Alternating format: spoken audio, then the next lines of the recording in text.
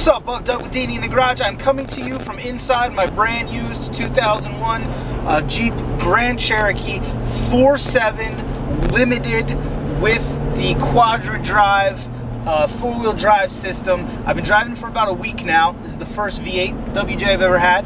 This is the first Quadra Drive Jeep that I've ever had, and it's had me thinking a lot. I've had a lot of other WJs. They've all been 4 liters, usually with the 242 open differentials, and it's gotten me really thinking about like the perfect WJ, because I'm gonna let you know, if you don't already, I'm a WJ guy. My introduction to Jeeps was WJs. They are my first love when it comes to Jeep.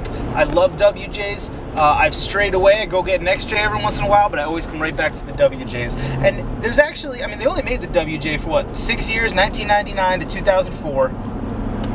But there are a ton of variations inside the WJs, and they made a ton of small changes in that small production run. It's a medium production run. 6 years, it's a medium production run for a vehicle. And if you're into WJs, you know that you don't necessarily just go and buy one and they're all the same. It's just not true. Depending on what you want your WJ for, there's different years, there's different models, there's a ton of different special editions, and I want to kind of wade through that today, because in the process of buying this one, I had to refresh my knowledge to what all the good, the bad, and the ugly are when it comes to WJs. All right. First, let's go through some of the good. All right, if you're trying to buy a WJ, or if you're looking for factory upgrade parts, here's some of the positives out there in the WJ lineup. This is something to think about. Quadra Drive. Quadra Drive is a good. If you don't know, there are 3 four-wheel drive systems that WJs came with. There's Select Track.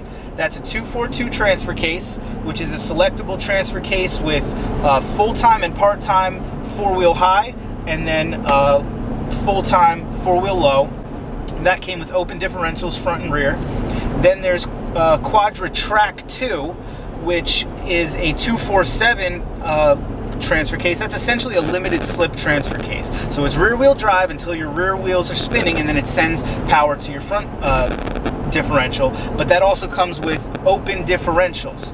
And if you don't know, when you have open differentials, a lot of times it's really 2-wheel drive. 1 wheel on your front axle and 1 wheel on your rear axle. Now that'll get you out of most jams, and it's good for on-road driving because you're not going to get any bind or anything, but it's not the best, and there's no real situation where you're guaranteed full 4-wheel lock. Now that brings me to Quadra Drive. Quadra Drive is a true good, a truly beautiful option on the WJs. What it does and what it has is the 247 from Quadra Track. That's going to be your limited slip differential, so it's rear-wheel drive, and then when your rear wheels slip, it locks it, and then you get power sent to your front and your rear differential. But it also has Verilok axles, and what they are fluid-driven limited slip differentials. So when one wheel slips, it builds pressure inside the limited slip differential, and it locks the 2 axles together. So what you can have with Quadra Drive is all 4 wheels churning. All right, you get side-to-side locking from the Verilok and front-to-rear axle locking from the 247. That's a truly good thing. Now, the other 2 are not bad. It's just something to think about. You know, if you are looking for like a truly reliable on-road daily, maybe you have to go through snow sometimes, maybe you want to do a little bit of mudding, you may want to consider finding one with Quadra Drive instead of starting lower. For instance, my main WJ that I wheel with, it came with Select Track with the open differentials. Now I kept the Select Track 242 transfer case, but I traded out the open differentials for Verilok from a 2004. So now I can lock my center diff with my 242, and then I got the limited slips for churning. Veriloks are good up to about 32 or 30 inch tire, or 32 or 33 inch tires. After that, there's a possibility that you are going to chew up the gearing inside. After that, you may want to consider going to like a true Dana 44 with some kind of selectable locker. Let's look at some more good. Obviously, the 4-liter is good. All right. When you're looking at engines, the reason I can't stomach a Grand Cherokee from after the WJ is because they don't have the 4-liter. The 3.7 is not a good motor. I'm sorry, I've had got 2 of them. I've daily driven them. It's not a bad motor, but it's not a good motor. You can't customize it. You can't do anything with it. And it's really inefficient. It has no power, and it's just no fun. Now, when you compare that with the 4-liter, the 4-liter also has no power and is wildly inefficient, but it's very customizable, it's crazy torquey, and it leaves you a bunch of room in the engine bay to work on. And they're stupid reliable. Stupid reliable. If you get a 4-liter WJ, you will have that thing for as long as you want to have that thing. There are small little issues that arise, but the 4-liter is a good thing. Now, the 4.7, that's another good thing, all right? But you just need to understand some things about it. You're not going to get as good of mileage as you are in the 4-liter, and they're not quite as reliable. Now, I'm driving a 4.7 right now. I love it. It's got 112,000 miles as of today. I've had it for a week. It's my first 4.7. I plan to take it to 200 plus, but I just know inherently it's not quite as strong as the 4-liter. Let's look at some more good with the WJs. Another good thing about WJs is that you can get a ton of options. All right, they can be a very comfortable Jeep while still being very capable. Look at this one, for instance. I have heated seats, check. Power windows, power mirrors, power seats, check. I've got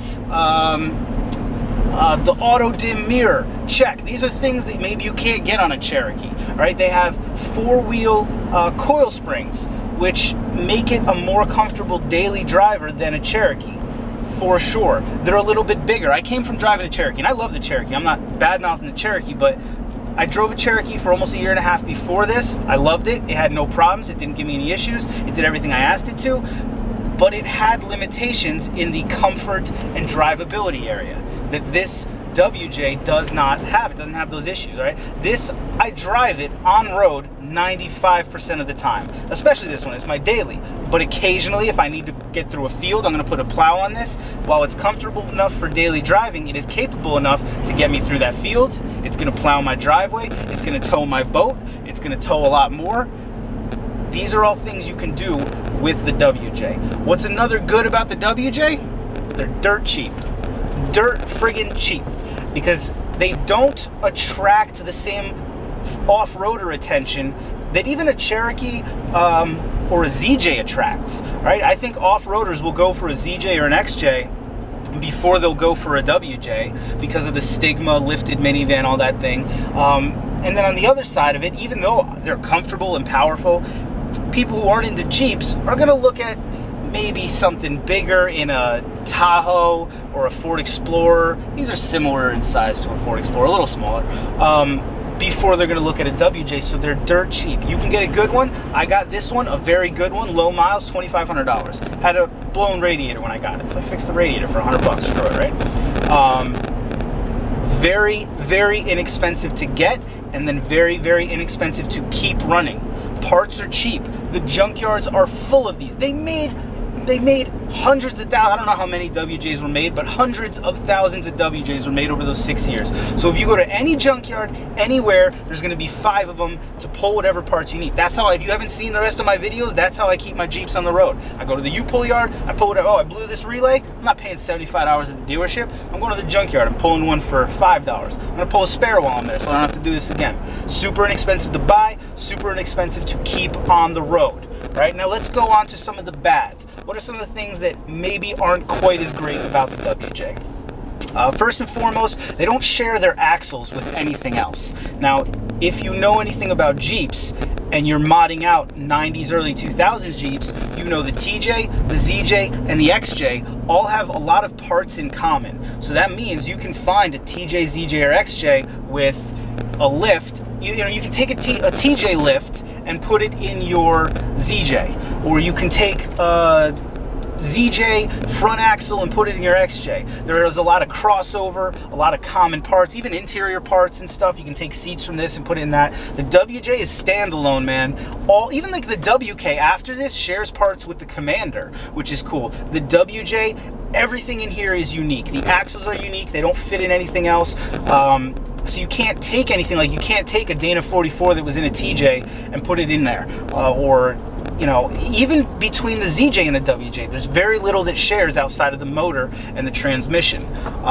And that is a bummer when you're trying to mod them, especially if you're like me and you try to build everything out of the junkyard. You can't just find other Jeep parts, you have to get parts specific to the WJ. Another thing that's a bummer, in my opinion, and this may be very unique to where I live, in New Jersey, if your vehicle did not come from the factory with OBD2, you do not have to get it inspected. That means all vehicles before 1996 don't need inspection. Eric has a 1993 ZJ that never needs to be inspected. Now, obviously, that's awesome for guys like us who like to cut out cats, or, listen, man, if my check engine light goes off for an evap leak, I do not feel compelled to fix that evap leak for any reason other than to meet New Jersey inspection. Now, unfortunately, WJs were made from 99 to 04, so all WJs need inspection. When I was looking for a new vehicle, I seriously considered finding something from before 1996 strictly for that reason. Instead of getting the WJ I wanted, I was going to get maybe a ZJ, maybe a 95 ZJ, strictly for the reason, not that I don't want a ZJ, I like ZJs, but strictly for the reason of it wasn't going to have inspection. I suspect there's got to be some other places in the world where that goes on. Now, the flip side of that, Eric's got some engine trouble right now on a ZJ, and he doesn't have OBD to figure out what's wrong with it. So obviously that is a two-sided coin. Another problem, these things do suffer from rust in the wheel wells. I've never been able to figure out why some vehicles in an area, like if you're up in the north where I am, some vehicles, every time you see one of them, they have the same area rusted out, and some vehicles that's just not the case. WJs rot out worse up here than ZJs. Maybe it's something about the owners, or even XJs, honestly. I'm not saying those two vehicles don't rot out, but WJs seem more susceptible to it. Maybe it's something about the lip on the rear fender. It just collects and holds dirt and debris, but they seem to rot out a little worse, and finding parts for them, aftermarket support, is not as easy as it is for the XJ and the ZJ, and certainly the Wranglers. I mean, don't get me started on the Wranglers. For those vehicles, there are patch panels, multiple companies make them. You can get new rockers. That's not the case for the WJ. There's only a handful of companies that make parts. Same thing with other aftermarket support. Now, you can go on Rough Country and buy a TJ front winch bumper, a ZJ front winch bumper, an XJ front winch bumper, no WJ front winch bumper. I'm looking right now, I told you I plow with my Jeeps, my XJ I plowed with. I have a winch-driven plow that goes into 2-inch hitch receiver, so I need to have a front hitch, all right? I found there's like 20 people that make it for the XJ, so I didn't even consider it would be an issue when I wanted it for the WJ. 2 companies make it. I can get a Warren one, that's almost $300, that's not happening. Or I can get a Reese one, which is like $120, but it hangs below the front bumper. So I'm constantly gonna be hitting it on like curbs and stuff. So I'm gonna have to make my own. There's not as much aftermarket support. The stuff that you can just buy off the shelf for very little money for your XJ or your ZJ or your Wrangler, not necessarily a thing with the WJ. Not the end of the world. We get resourceful. There are some small one-off companies, Adams 4x4, HK Off-Road come to mind, a bunch of other ones that make welded up bumpers and stuff like that, brush guards and stuff for the WJ. And the aftermarket support is getting bigger because slowly people are getting into modding these things. They're realizing, hey, that thing's just as capable as the XJ, and it has, and it's cheap. Why not go for that? Now let's get into the ugly. There are a few little things about the WJ that is ugly, and things you maybe need to be aware of before you decide to go down that path. The first and foremost, they have 4 liters that were made in 2000 and 2001. As many of you know, the 4 liters have an issue in 2000 and 2001. The castings used to make the cylinder heads have a flaw and they crack. Now you can actually check your serial number on your head to find out if yours is one of the affected heads. I know it's a real big problem for WJs. I've heard about it on XJ forums. I have to imagine TJs have the same problem because they were all the same motor. If I can find it, I'll put a link in the description as to what serial number range has this problem. But what happens is that cracks, you lose compression, you blow your head gasket, potentially coolant in your cylinders, you have to get a new head. And that can be expensive. I've never had a problem though. Most of my 4-liters, and I've owned a bunch of them, have been either 2000 or 2001. I had a 2000 WJ, a 2000 XJ, a 2001 XJ. Never had a problem. They were all close to 200,000 miles. This one's the 4.7, of course, so I don't have to worry about it. Something to be aware of. Another ugly with the WJ, and this is an opinion thing, but I consider it an ugly, an absolute friggin' design flaw, is where the gas tank is. All right, the gas tank on these things hangs down in the back like a sagging, dirty diaper off your Jeep. I hate it. It looks ugly, and it's a huge liability if you want to off-road this thing. It murders your exit angle. What you need to, and the reason it's there is they wanted to put the spare tire inside, but not have it up against the side of the vehicle the way XJs and ZJs have it. That's fine, but the way they went about it was to lower this gas tank by like 8 inches plus, and it looks terrible. You all know what I'm talking about. When you look at a WJ with that, without a tank tuck, which is the procedure to bring it up, they look terrible, and I think it's a huge design flaw. They actually had an issue with it where if you got hit in the rear with a WJ, you could rupture the gas tank, and you can imagine what the end result there was. The fix for that was for them to put a factory tow hitch on there, and then if you got hit, the tow hitch would protect your gas tank. Most of us on your WJs, you probably have a tow hitch anyway. One last ugly to talk about. The 4.2 RE transmission is a terrible, terrible transmission. Here's what happened. For years, they were using the AW4. That's what's in the TJ, that's what's in the XJ, that's what's in the first 2 years of the ZJ, or the first year. It's the 5-speed automatic transmission. It shifts a little bit rough, but it lasts forever. You can plow with it, you can tow with it, no problems. When they made the Grand Cherokees, this includes the ZJ, they were going for a softer ride out of their automatic transmission. All right, do you know how you get a softer ride out of an automatic transmission? You have to allow some slippage between the gears. It appears like it's shifting smoothly, but what's actually happening are the bands are slipping a little, and it's designed to do that. And in the early years of doing that, the 90s, where they were trying to make things seem smoother, they weren't as good at it. All right, so the 4.2 RE, here's the thing. What I'm getting at is when your AW4 does a sort of hard shift, that's really a clean shift. Not a hard where it revs all the way up and dumps it, but boom, that's a good clean shift. The 4.2 RE doesn't do that. It's sloppy all over the place, and it gives the impression of a smooth ride, but it's a very weak transmission. I have a WJ that's been through 3 of them.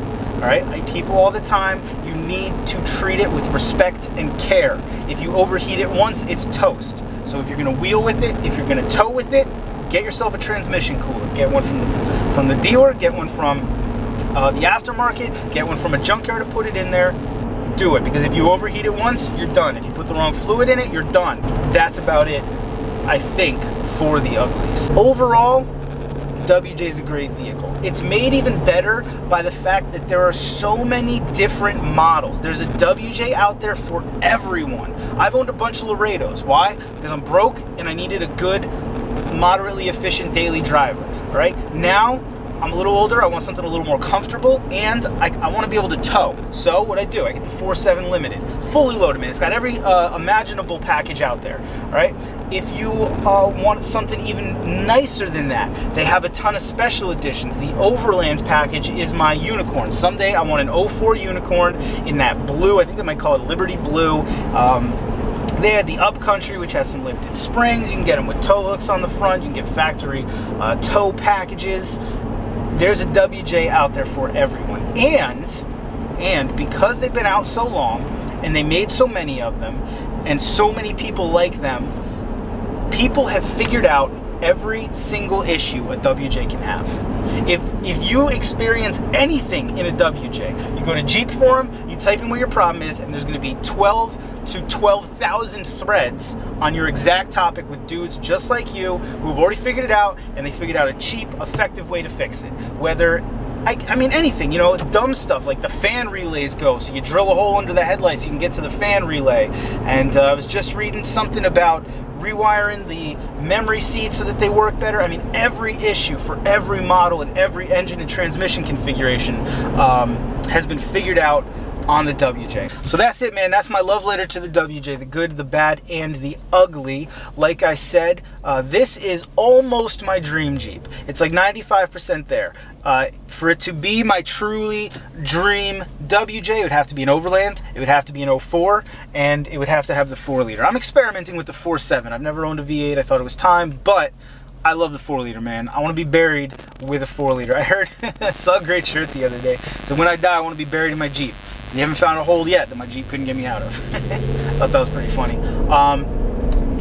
Well, go ahead and tell me what your dream WJ would be. All right, I personally feel as though they got better as they went along. 99 was good, and just every year it got a little better. They'd fix a couple little things, a couple dumb little problems, to the point where 03 and 04 are just friggin' perfect. They look perfect, they operate perfect, they got the best features. But let me know what you think. Go ahead and tell me your WJ stories. I've been through hell and back in a WJ, man. I'll tell you what. I've been through the good, I've been through the bad, I've laughed, I've cried, I've bled. WJ is my favorite vehicle of all time. Done and done. I always feel bad for guys whose like dream vehicles, like a Lamborghini, a Ferrari, or whatever, a Audi R8. My dream car is a Jeep WJ, man. I can get my dream car for 2,500 bucks. It must suck to be you guys, you know? You got like Italian sports cars and stuff, or your dream car is a Ford Raptor. Nope. My dream car is a 20-year-old Jeep Grand Cherokee all day long. So leave me that comment down there in the squawk boxes. I always love hearing what y'all think. As always, thanks for watching. See you next time.